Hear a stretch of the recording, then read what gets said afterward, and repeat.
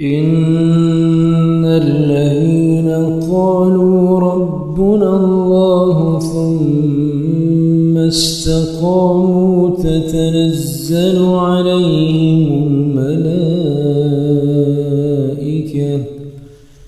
تتنزل عليهم الملائكة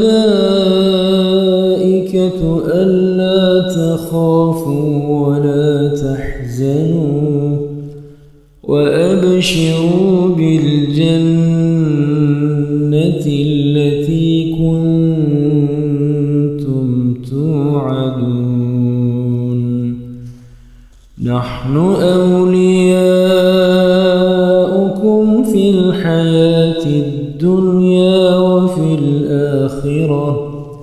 ولكم فيها ما تشتهي أنفسكم ولكم فيها ما تدعون نزلا من غفور رحيم ومن أحسن قولا ممن دعا إلى الله وعمل صالحا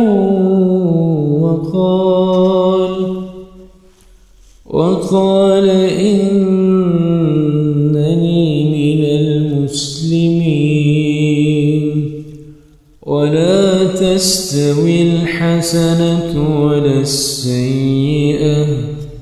ادفع بالتي هي أحسن فإذا الذي بينك وبينه عداوة كأنه ولي حميم وما يلقاها إلا الذين صبروا وما يلقاها إلا ذو حظ عظيم وإما ينزغنك من الشيطان نزغ فاستعذ بالله